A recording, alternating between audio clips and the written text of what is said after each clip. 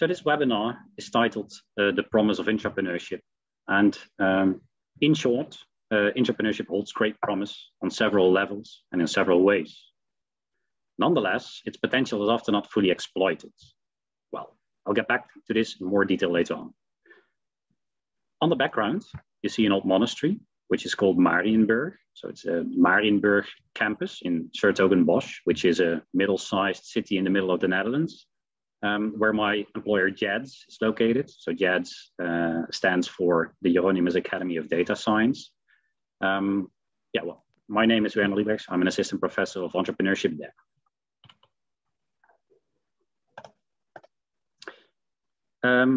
First, JADS is a unique collaboration because it's a joint initiative of Tilburg University and the Eindhoven University of Technology. So Tilburg University is a social sciences university and the Eindhoven University is a technology university. It's also supported by the municipality of 's-Hertogenbosch and the province of North Brabant. And what is particularly important for you to know is that at JADS, we deliberately take a broad perspective on entrepreneurship. So it's not necessarily independent entrepreneurship, startup entrepreneurship or so, but we also acknowledge entrepreneurship within established organizations. So to us, entrepreneurship is omnipresent in society, and increasing your entrepreneurial competences and skills is never wasted, no matter what your role on the job market is. Then quickly, something about me. So I already told you that I'm currently an assistant professor of data entrepreneurship at JADS. I've done a bachelor's and master's in economics, as well as a master's in econometrics and mathematical economics, all at Tilburg University. But what is most important is that I've done a PhD in economics with a focus on entrepreneurship. So I wrote my dissertation on entrepreneurship at Utrecht University. And I actually obtained my PhD a couple of years ago, already 3.5 years ago, to be honest.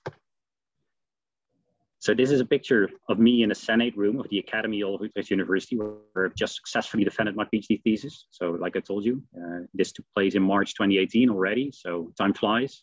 On the left, you actually see my former supervisor, full professor of entrepreneurship at Utrecht University, Erik Stam. My dissertation was titled Hidden Entrepreneurship. So while one usually thinks about people who run a business for own risk and reward, if it comes to entrepreneurship, like startups, new businesses, I have a broader notion of this concept, like I told you before. So also taking entrepreneurial activity within established organizations into account. And this has really shaped my personal view on what entrepreneurship is. So not just limited to independent entrepreneurship, but also to entrepreneurship that takes place within firms. So what to expect during the remainder of this webinar? Well, first of all, in this webinar, I'll show that entrepreneurship holds great promise on several levels. That's something I already promised to you. With these several levels, I mean, entrepreneurship is good for individuals engaging in it. So at the micro level, for companies encouraging and facilitating it, so at the meso-level, and even for countries having a high prevalence of entrepreneurship, so at the macro level. Then the bad news, implementing entrepreneurship successfully is far from easy. So what we do observe is that there are quite some internal and external barriers to successful implementation of entrepreneurship by companies. But the good news is that it's partly within your control as a business owner or top manager. So successful entrepreneurship is nevertheless quite possible. And I'll be going through quite some key determining factors of successful entrepreneurship. I'll take you through what has been coined by Erik Stam, the entrepreneurship puzzle.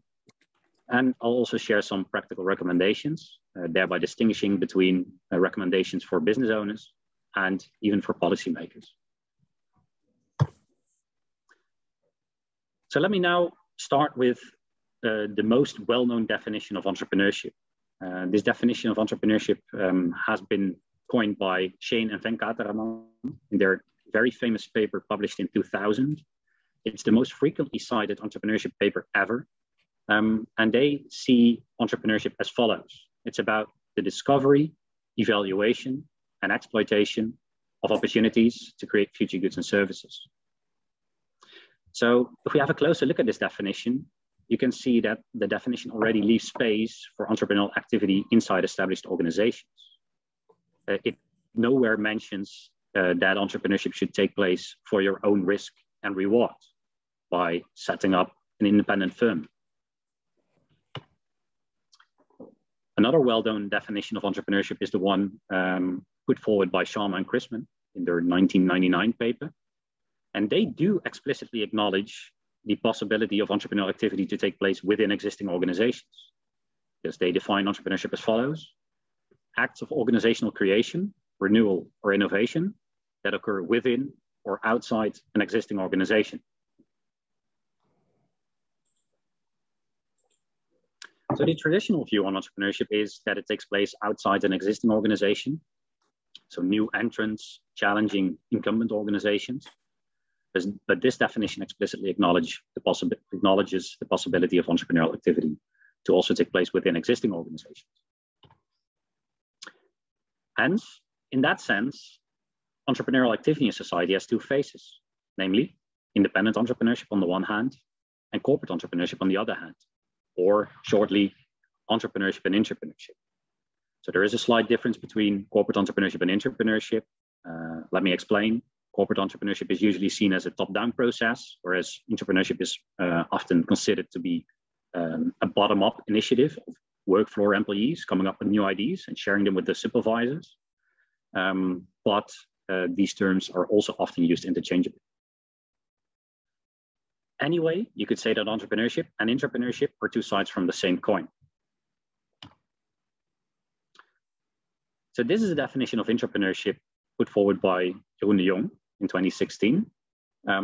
He said intrapreneurship is about the identification and exploitation of opportunities by individual workers to advance their organization, or to also advance the organization. And on top, according to Jeroen de Jong, entrepreneurship is generally characterized by employees' innovative, proactive, and risk-taking behaviors. Well, in short, entrepreneurship is pretty similar to entrepreneurship, but it takes place within an entirely different context, namely that of an established organization. And you could say that entrepreneurs usually have access to resources that entrepreneurs can only dream of, but at the same time, they're independent and flexible as compared to entrepreneurs.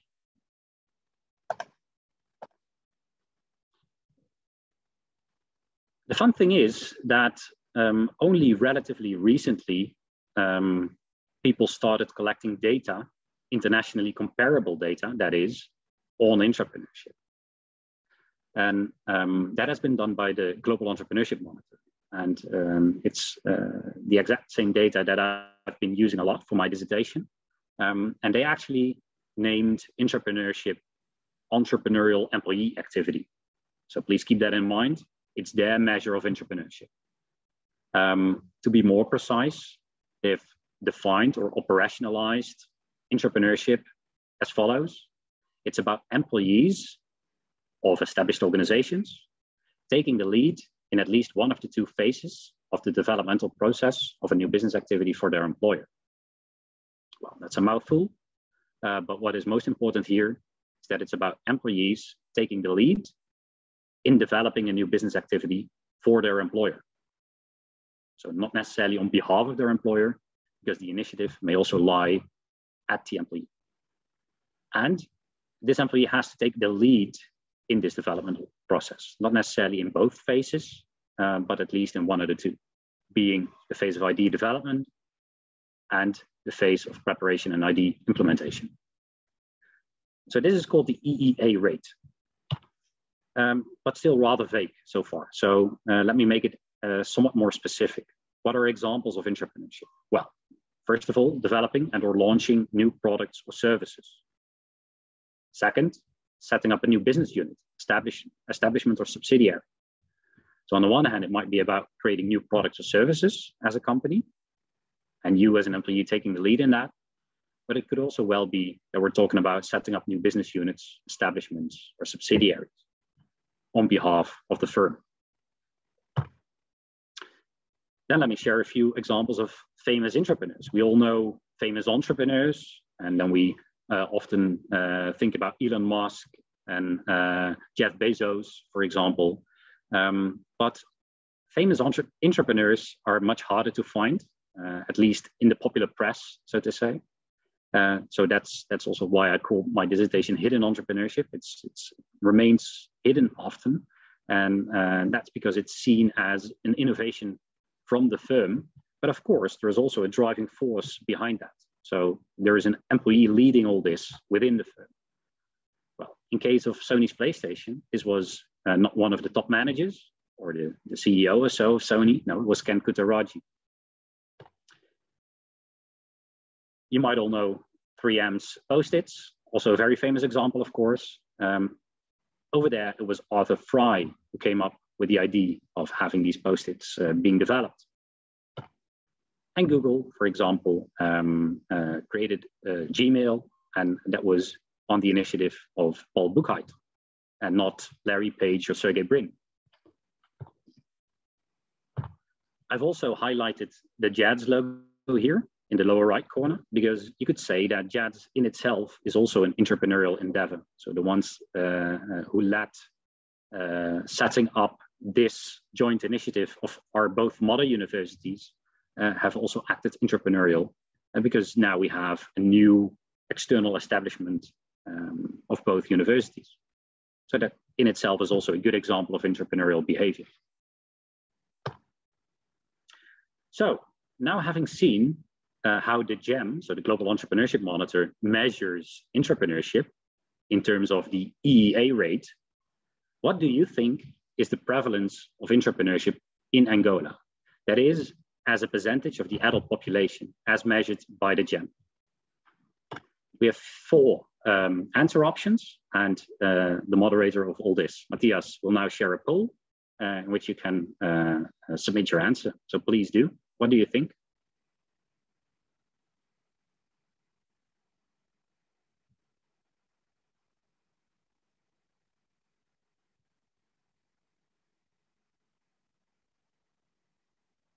Okay, answers are coming in.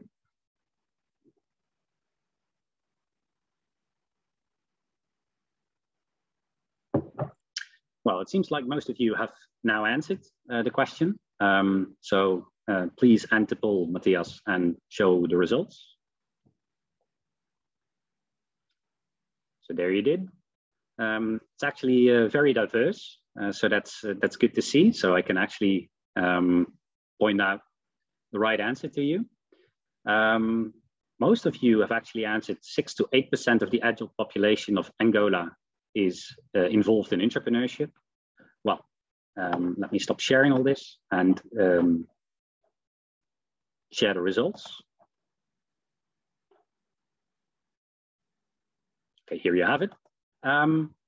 The right answer is actually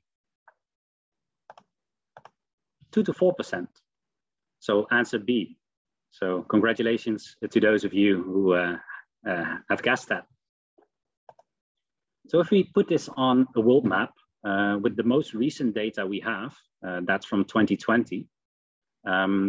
So you can actually see that more specifically, Angola scores as follows. So it has 3% of the adult population being involved in entrepreneurship currently. And it has been measured more often in the past, with some years in between. And this seems to be a pretty consistent number, I have to say. So I think it might have gone up slightly from 2.7% or so to 3% now, but pretty consistent over time in the last decade. If we compare this to the number of entrepreneurs in the adult population in the Netherlands, you could say that Angola outperforms the Netherlands because only 1.7% of the adult population in the Netherlands is involved in entrepreneurship. Well, I have to say, as a side note, that this is clearly a pandemic effect, because in previous years, the Netherlands scored consistently higher, much higher, namely in between 6 to 8%. So in the year before, so 2019, the Netherlands had 6% of the adult population being involved in entrepreneurship. Please keep in mind that this has been measured by distributing an adult population survey. So respondents have just been indicating whether they took the lead in developing something for their employer. So the pandemic might explain the huge drop in case with the Netherlands. Well, anyway, what else can be seen from this world map? That Western Europe and Northern Europe, as well as Northern America and Australia, score relatively high in terms of intrapreneurship, and the rest of the world, on average, lower.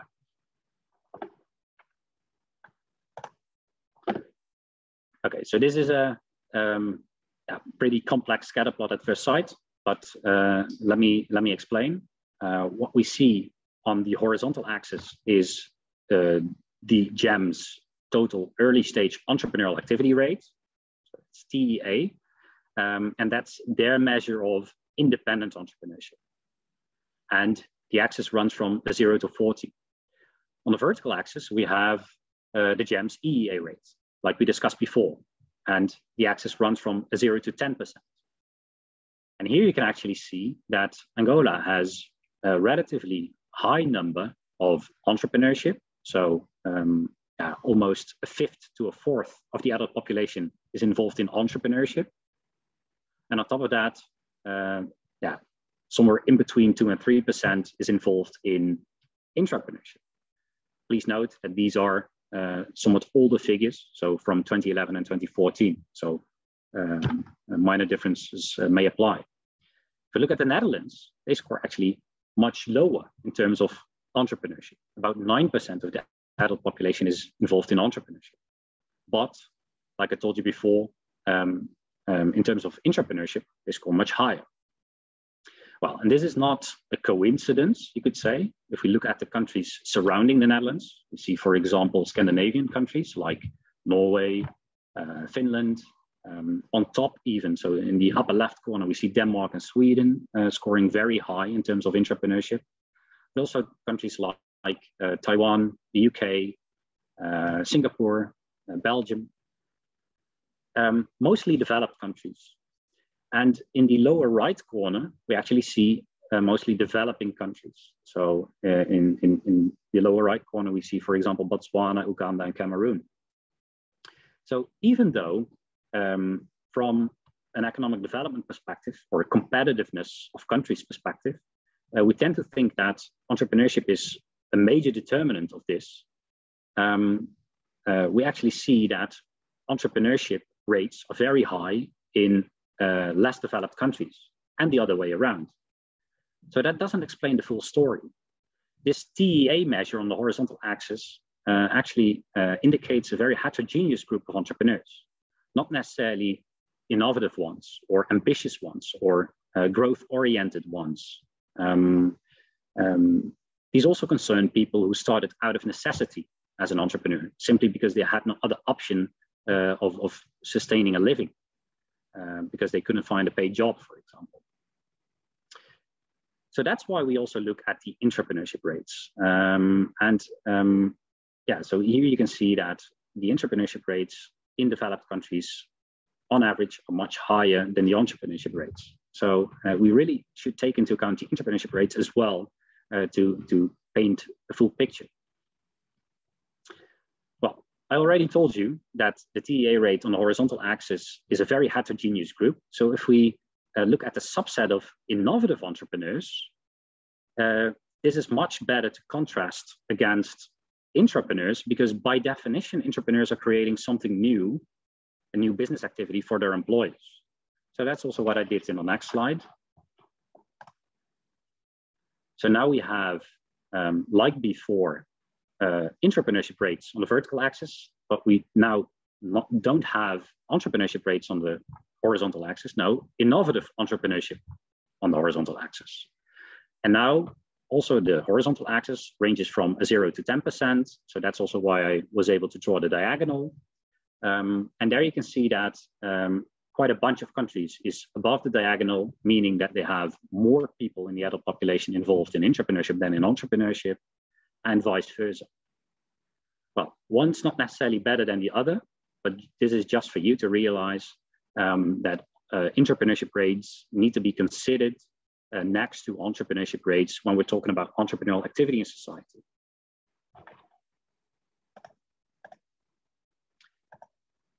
So that brings me to the second question to you. Why is intrapreneurship so important? And the question says for established companies, but you might also come up with positive consequences of increased entrepreneurial activities for individuals engaging in it, or for countries having high levels of entrepreneurship. So what do you think? You can share your answers in the chat now, and I can read along. So please do not hesitate to share your answer in one or a few words in the chat now.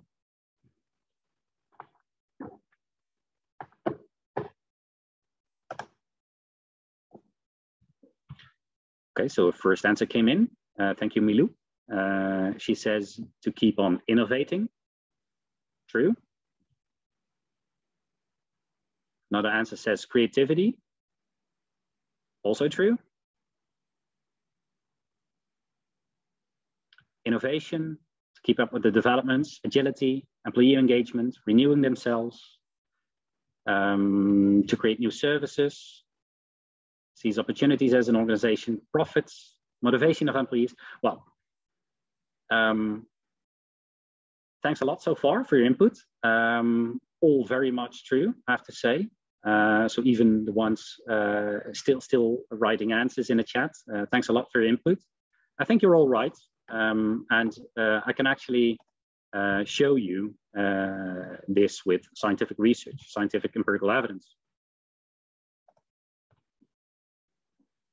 So this picture has been adopted by me from a paper by Jeroen de Jong. And the figure on slides actually summarizes previous scientific work on all kinds of determining factors, as well as outcomes of entrepreneurship. So in the middle, we have entrepreneurship. For now, let's focus on the right-hand side of the figure. So the effects of entrepreneurship on the micro and meso level, or the individual and organizational level. And there you can see that the association between entrepreneurship on the one hand and job performance and innovative output of individuals engaging in entrepreneurship is moderate to strong. And the relationship between entrepreneurship and firm performance is also positive, but somewhat less strong, so to say.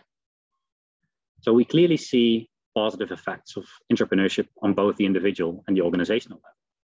We'll get back, by the way, to the determining factors on the left.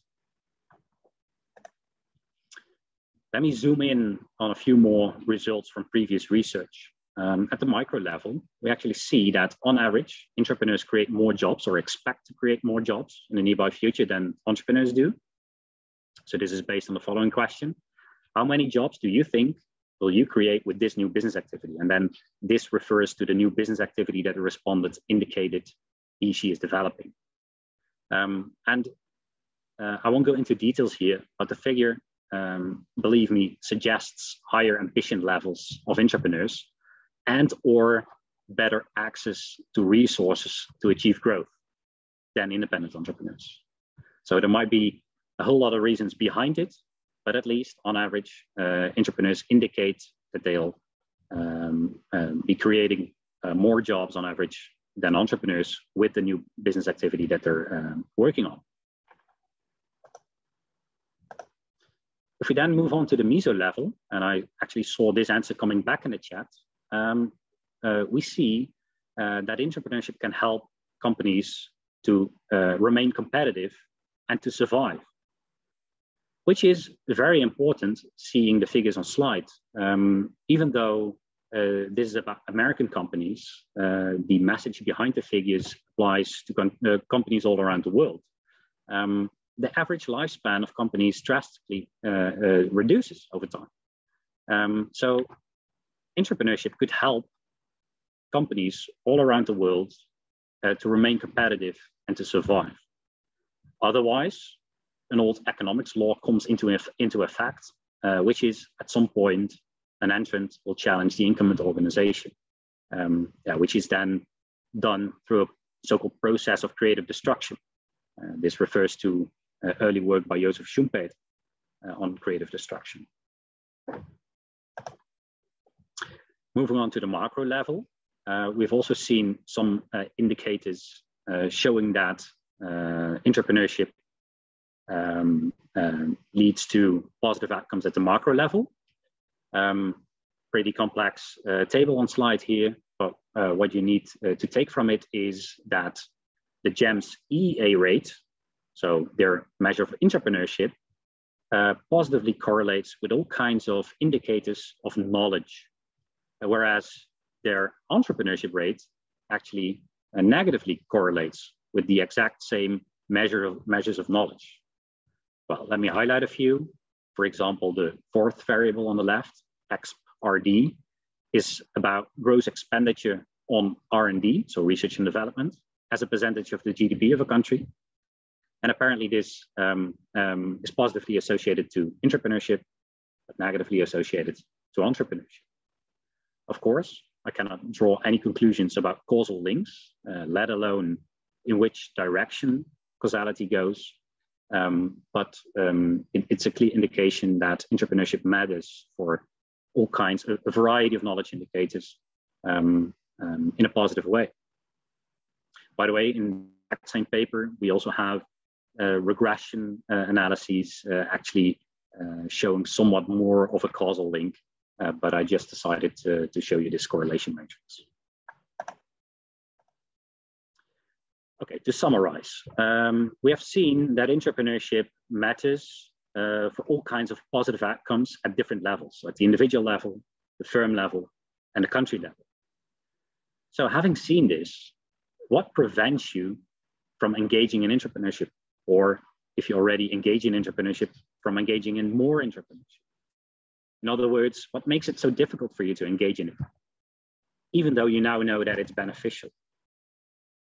So again, please explain this in one or a few words in the chat, and I'll see what comes in.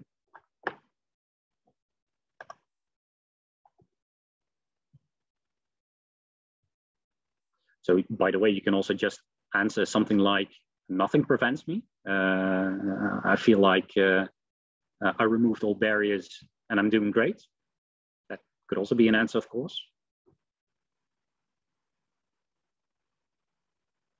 All right, some answers came in already. Bureaucracy, busy with ongoing business. Yeah, sure. Manager, most likely that means a manager who is withholding you from engaging in it. Time and money. Fixed work processes and targets. Yeah, sure. Lack of skills, good one, yeah. Or perhaps your perception that you lack the skills, which might not be the case. Lack of experience, lack of understanding of the work environment. Oh wow, even a lack of interest is being mentioned here. Let me try to raise your interest then. Okay, let me move on. So when talking about the barriers to entrepreneurship, we see a lot of things happening, and these are pretty consistent across different cultures, so all around the world. If you look at established companies, typically there are organizational cultures and mental models in place that are so strongly rooted in the company and are so much related to doing what you're currently doing and what you're good at, that managers' default response to proposed change is probably no. Second, incentives. So existing incentives like key performance indicators or KPIs, they often work against the new. So new initiatives typically need new types of incentives, but implementing these new types of incentives take time. So you might be wondering, how exactly do we benefit from doing something new? Third, structure and processes. Yeah, so this is pretty much related to the previous points, but still, the structure of the organization and all kinds of systems and programs and procedures are nicely tuned to exploit what's already out there, what you're good at as a business. So if that's the case, how can the new then break through? You need new structures and processes, perhaps. And fourth, leadership and strategy. So it's also good to have leaders who are aware of new chances and actually provide resources and time to people to work on emerging opportunities. But typically, their reply is, we shouldn't change what has brought us success. Let's keep on exploiting that, and let's do that better than we did so far. Why is that? Well, entrepreneurship is always surrounded by a lot of uncertainty. So no one knows what is right. And among the leaders, the question is, who's willing to risk it? So if we go a bit into more detail about barriers, we can even split them up into internal and external barriers, meaning that some of the barriers to successful entrepreneurship are actually outside your control. But the good news is some are within your control. So I've already listed a few on the previous slide, but let me explain a few more. For example, having a restrictive mindset. And that's not necessarily a restrictive mindset at one of the middle managers or the top managers. Now, this could also be among employees themselves, fearing the new, being resistant to change or reluctant to change, because what you've been doing always, that's what you value the most, and that's what you want to keep on doing. I think we all recognize this. I've also seen this as a suggestion in the chat: lack of talent, lack of competencies, or at least a perceived lack of it. And this is especially important if it concerns competencies regarding the discovery, creation, and articulation of emerging opportunities. So creativity has also been mentioned. That clearly links to this. Third, unsupportive organizational structures. So you could think of resource allocation systems, control measures, incentive systems. And if these are still similar to how one is running existing business lines, instead of tailored to how you should run emerging business lines, then of course, this is a barrier to doing that emerging business opportunity, to exploiting that. Well, this is not meant to be an exhaustive list, so there are more, but this was just to highlight a few important ones. Let me move on to the external barriers. So it could also be that the environment of the company makes it harder for you to engage in entrepreneurship. For example, customers might not be able to assess the value of the innovation adequately. So that's what you often see if the innovation is entirely new for a certain market. And you actually have to create market readiness. Second, lack of network support. So also in case of, so if we're not just talking about incremental innovations, but major or disruptive or breakthrough innovations, so then networks are often underdeveloped still. So the supply chain, for example, or sales channels, that still has to be developed first before being able to actually implement this type of innovation. And third, technological turbulence. So technological development might go pretty fast, especially in certain domains, which makes it difficult for firms to keep up, let alone to exploit these new technologies. And that might also be an external barrier to entrepreneurship. But again, this is not an exhaustive list, and there might be more. So that's it for the disappointing news. There are quite some barriers to successful entrepreneurship, but the good news was that it's also partly within your control. So let me highlight a few key determining factors of entrepreneurship, and I already promised you to get back to this figure. Let's now focus on the left-hand side, and there you see all kinds of factors that have a positive influence on entrepreneurship or entrepreneurial behavior by employees. It's again based on many other studies than just the one summarizing here, put on slide as the source. So there's much more behind it, but it nicely summarizes all these previous studies, if you ask me. Well, let me highlight a few things. For example, the first three categories, so traits, personality traits, demographics, and cognitive ability, show that it's pretty much about the persons that work for you. So the ones you've selected, the ones you've hired. So it starts with selecting the right people, so to say, who possess these types of personality traits. Research shows, to some extent, that entrepreneurship is an innate ability. So you have to hire the right people who have a proactive personality, who have a need for achievement, who have a certain internal locus of control. So that they're the ones who determine what happens, so to say. Also ones who have entrepreneurial self-efficacy, so that they have a kind of confidence in their own abilities to act entrepreneurial.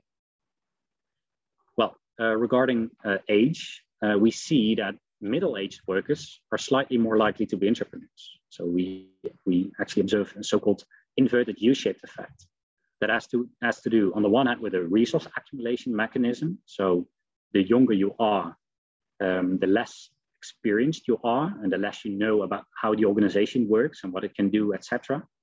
So the older you become, the more experience you get, the more resources you accumulate. So the more likely you are to get involved in entrepreneurship. But at some point, the risk appetite mechanism takes over, and the older you become, the less likely you are to reap the benefits of your entrepreneurial endeavor. So there is a tipping point somewhere. So we see middle-aged employees are most likely to engage in entrepreneurship. Looking at cognitive abilities, we see that education helps. So the higher the educational attainment of people, the more likely that they are to engage in entrepreneurship, but also the more experience they have. So in a way, it's also just a matter of time, as was the case with age.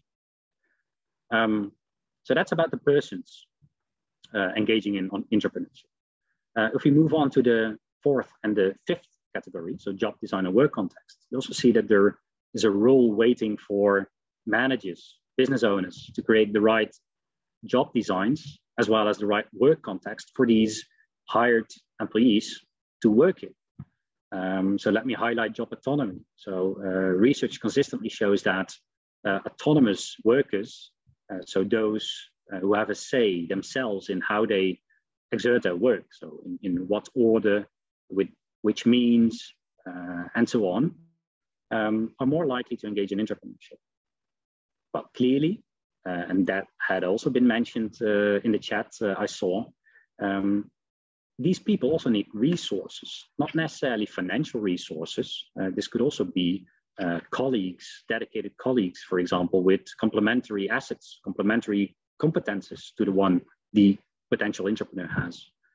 And these people need time. So this was just to highlight a few key determining factors from this figure.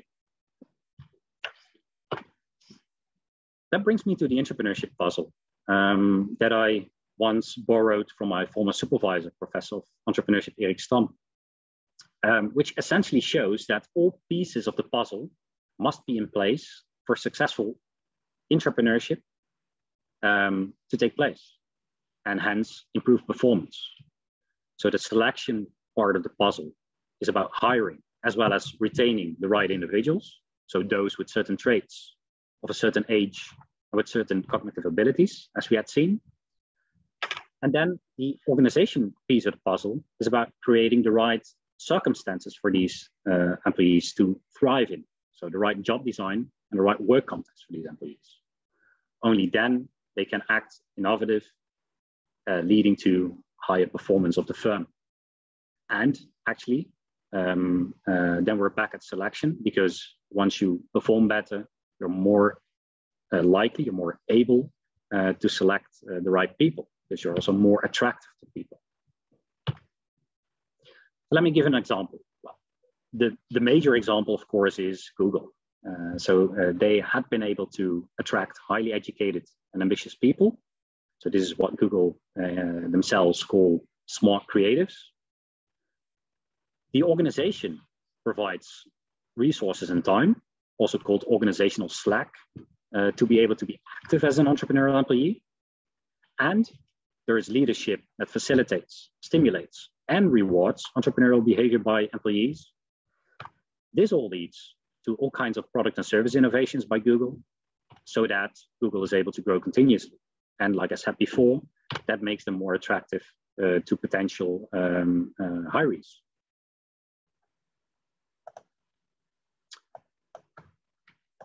But we've also seen a worse case. So ABN AMRO is a Dutch bank, and they also had hired innovative and proactive employees. They also created a work context of which bonuses for increased productivity or increased output was part. This did lead to financial innovations, but risky ones, like complex securities and subprime mortgages. So at some point, this actually led to the collapse of the ABN AMRO bank. And in turn, that made them, of course, much less likely to attract new, innovative, and proactive employees. So what I'd like to show you with that example is that entrepreneurship actually is a balancing act. So in this cartoon, you see Henry or Hank Paulson, former chairman of and CEO of Goldman Sachs, so the American bank. But at the time of this cartoon, he was the US Secretary of the Treasury. And the cartoon actually nicely shows that companies often face a trade-off between being open to and perhaps even stimulating employees' creativity on the one hand. So Paulson says, but the last thing we want to do is stifle his creativity. But on the other hand, controlling or limiting their autonomy and freedom to come up with new product and service innovations. Hence, it's not just a matter of providing resources and time to employees and promising them bonuses or rewards for innovative outputs. No, entrepreneurial ideas should still be carefully considered by means of a certain ID management system or ID management program.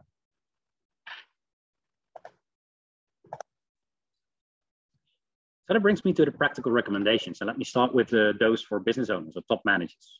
What I'd like to highlight once more is that if you run a company, being successful in entrepreneurship is not something you achieve overnight. So efforts to increase a company's entrepreneurial activity, for example, by introducing ID suggestion systems or ID development and management programs so that people can actually raise their voice and share their ideas with supervisors or middle managers, for example.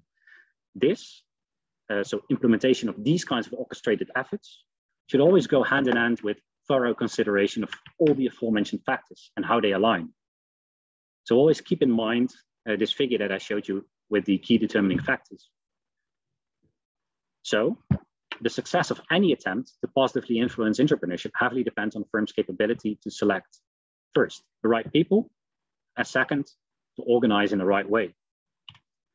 What's also good to keep in mind is that employees' eligibility for entrepreneurship can strongly differ. So if you're selecting people as the ones most eligible for entrepreneurial activities, please keep in mind their traits, demographics, cognitive abilities, but also make sure that their job design and work context aligns with your goals.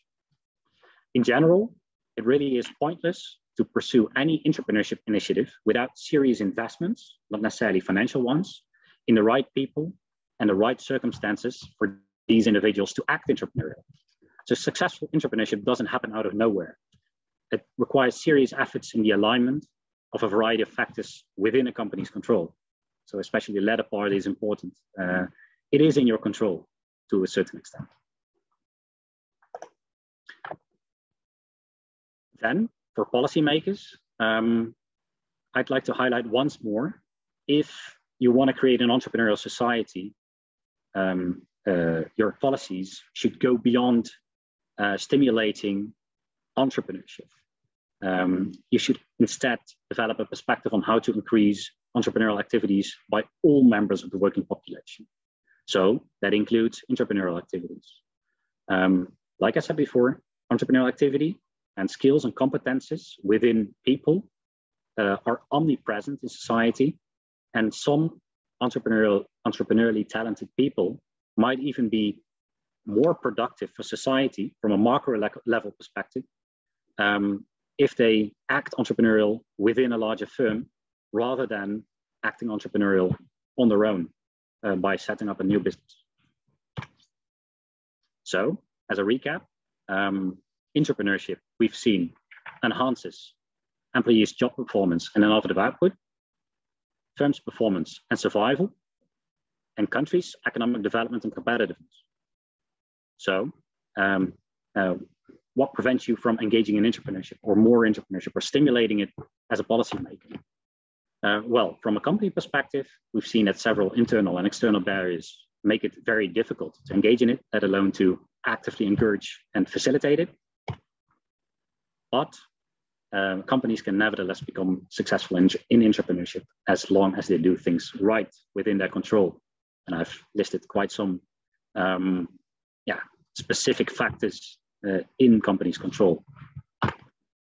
So let me conclude by saying that I now would like to challenge you all to start exploring the potential of more entrepreneurship or entrepreneurship at all now. Thanks a lot. And if you would like to know more, let me know. So you can find my contact details on slide. And please do not hesitate to contact me. And also, please do not hesitate to ask questions now. I'm very much open to answering anything that came to mind while watching this webinar. Thank you.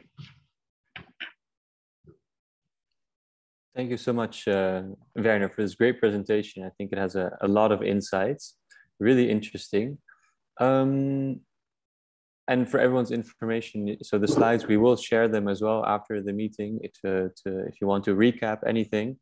And also, we wanted to include that as Orange Corners, we really want to support entrepreneurship more, and especially also in Angola, to maybe hopefully take some of the mentioned barriers away or to ease them a little bit. Think of entrepreneurs that might participate in our incubation program or any other additional support that may be needed.